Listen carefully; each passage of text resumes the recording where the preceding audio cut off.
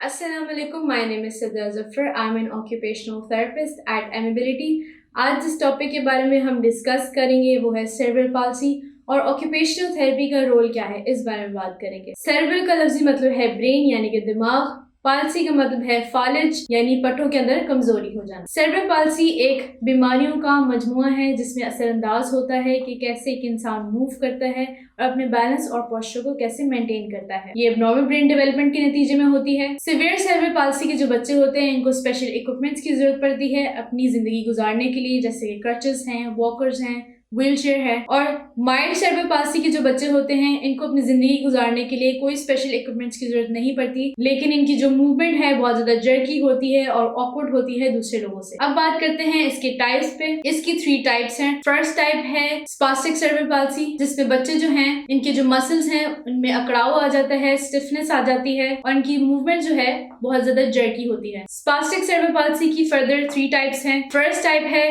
Hemiplegia cerebral palsy, जिसमें 1 leg और 1 arm affected होता है। सेकंड टाइप है डायप्लेजिया सेरेब्रल पाल्सी, जिसमें बोथ लेग्स अफेक्टेड होती हैं। Third cerebral palsy quadriplegia cerebral palsy, जिसमें बोथ लेग्स और बोथ आर्म्स अफेक्टेड होते हैं। इस तरह के बच्चों में क्या प्रॉब्लम्स आती हैं? इनको किसी ऑब्जेक्ट को पकड़ते हुए प्रॉब्लम होती है, स्वॉल्विंग में प्रॉब्लम आती है, कपड़े पहनते हुए प्रॉब्लम आती है, नहाते हुए प्रॉब्लम आती है, वॉशरूम जाते हुए प्रॉब्लम आती है और लिखते हुए प्रॉब्लम आती है। सेकेंड टाइप है एथीटॉइड सीपी, जिसमें बच्चे जो है अपनी मसल टोन को रेगुलेट नहीं कर पाते, अनकंट्रोलेबल मूवमेंट्स होती हैं इनकी। इस तरह के बच्चों के मुंह से मुसलसल पानी निकलता है, इनके बैलेंस में प्रॉब्लम आती है, पोस्चर में प्रॉब्लम आती है, स्वॉलिंग में प्रॉब्लम आती है, स्पीकिंग में प्रॉब्लम आती है। थर्ड टाइप है एटेक्सिक सीपी, जिसमें बच्चे जो हैं अपने बैलेंस और पोस्चर को मेंटेन नहीं कर पाते। ये ज्यादातर बच्चों में पाई जाती है। इस तरह के बच्चे जो हैं इनकी मूवमेंट्स, प्रिसाइज मूवमेंट, जैसे कि हाथ के जो छोटे मसल्स हैं वो अफेक्टेड होते हैं। इनको राइटिंग में प्रॉब्लम आती है, होल्डिंग में प्रॉब्लम आती है, क्लैपिंग में प्रॉब्लम आती है। अब बात करते हैं कि सेरेब्रल पाल्सी की कॉजेज क्या हैं, वजूहात क्या हैं। ब्रेन के किसी हिस्से में इंजरी होने की वजह से ब्लीडिंग हो जाना,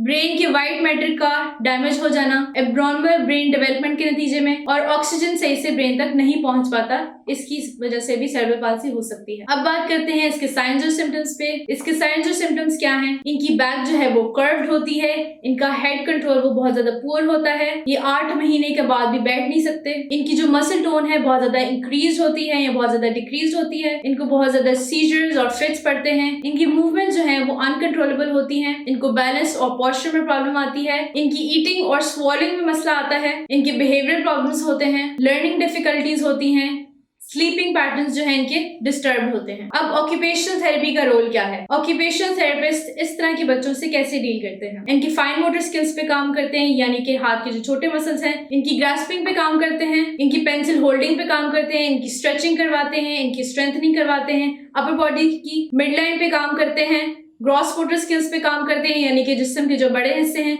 उस पे काम करते हैं, बैलेंस पे, पोस्चर पे, कोऑर्डिनेशन पे काम करते हैं, इनकी सेंसरी डिफिकल्टी से डील करते हैं, जैसे विजुअली और हेयरिंग से रिलेटेड कोई भी मसला है उससे डील करते हैं, इनको सोशली कोई भी इंटरेक्शन से मसला है तो उससे डील करते हैं। अब बात करते हैं एमेबिलिटी की सर्विसेज। एमेबिलिटी एक मल्टी डिसिप्लिनरी अप्रोच अपनाकर, जिसमें occupational therapist, physiotherapist, psychologist, educationist, speech therapist और न्यूट्रिशनिस्ट मिलकर एक प्लान तैयार करते हैं और इनको इंडिपेंडेंस की तरफ लेके आया जाता है। इन पर हॉलिस्टिक अप्रोच अपनाई जाती है, यानी कि मेंटली, फिजिकली, इमोशनली इनमें बेहतरी लाई जाती है। कंस्ट्रक्टिव फीडबैक के थ्रू इनकी क्वालिटी ऑफ लाइफ बेहतर की जाती है। अगर आपके बच्चे में ऐसी कोई भी इश्यूज हैं और आप फिक्रमंद हैं तो आप एमेबिलिटी आके जरूर विजिट कीजिए। शुक्रिया।